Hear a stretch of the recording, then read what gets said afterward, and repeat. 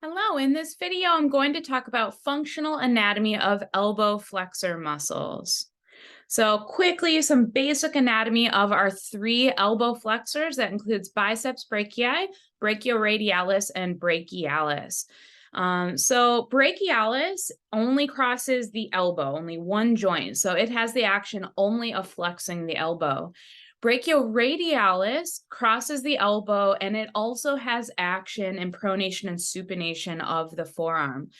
So because it's on the boundary, so it runs along the radius. And so because of its location between the wrist flexors and the wrist extensors, because it's kind of on that boundary, it contributes to the action on either side of the boundary. So it can assist in pronation or supination, really just depending on the position of the forearm when brachioradialis engages. Biceps brachii crosses the elbow, so it flexes the elbow, but it also crosses the shoulder. It runs across the anterior portion of the shoulder, so it also flexes the glenohumeral joint.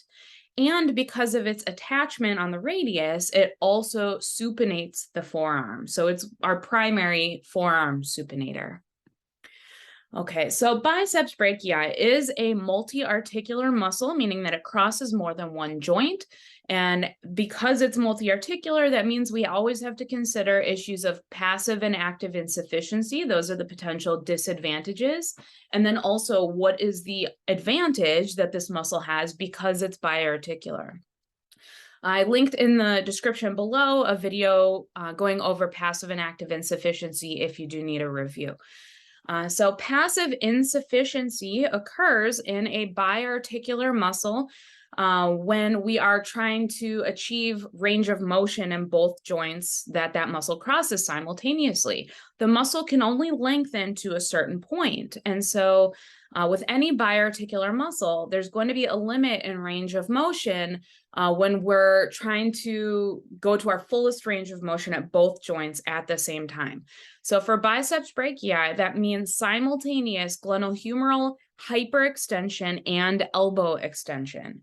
So because the muscle flexes the shoulder and the elbow, that means that the opposite actions at both joints in their most extreme is where we will experience passive insufficiency. So there will be a limit in the extent of glenohumeral hyperextension that can happen at the same time as full elbow extension because of the limits in length of biceps brachii.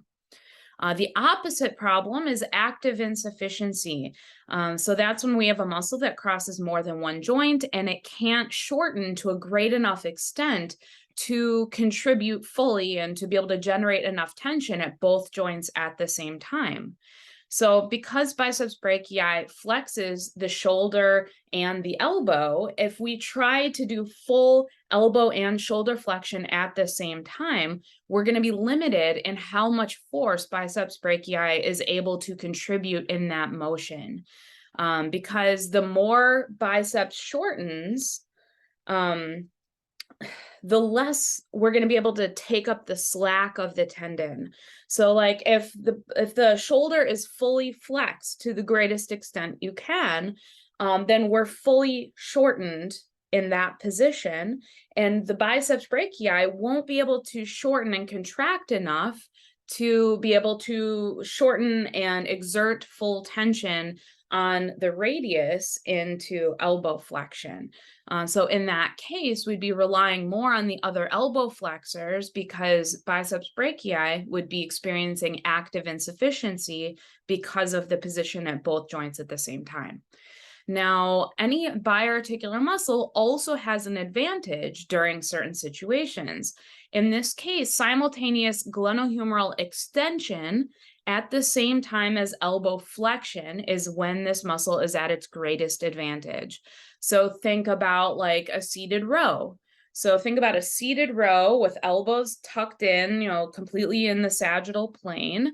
As we're coming in, the shoulders are extending and the elbows are flexing, and that is exactly when biceps brachii would be optimized.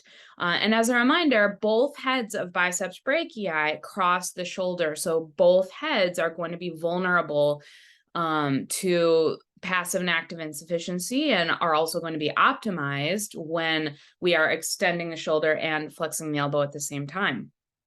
Now, when it comes to supination and pronation of the forearm, so because biceps brachii also supinates the forearm, biceps brachii is optimized when the forearm is in supination.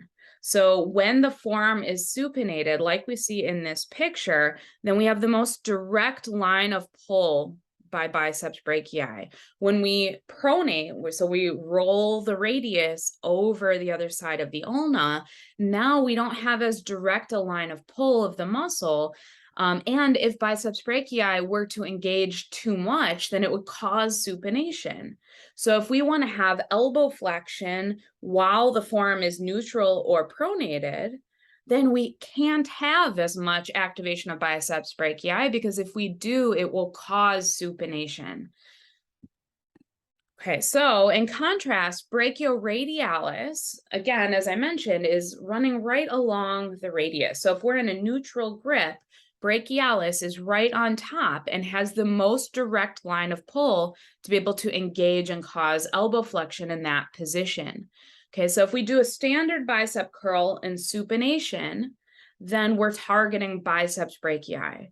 If we do like a hammer curl with a neutral grip, now brachioradialis becomes the prime mover because of its position. It's most optimized to be able to contribute the greatest amount of force.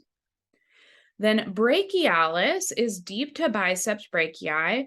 And so it's the most simple in its actions. It only flexes the elbow and is not involved in pronation and supination. So when we are fully pronated, now brachialis is going to be the biggest, strongest muscle that's able to flex the elbow in that position. Okay, so if we're supinated, it's biceps brachii. If we're neutral, it's brachioradialis. And if we're pronated, it's going to be primarily brachialis. Now, to clarify, all three muscles will be involved in elbow flexion no matter what.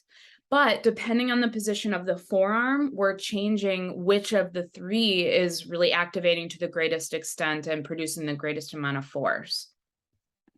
All right, thank you so much for watching, and I'll see you in the next video.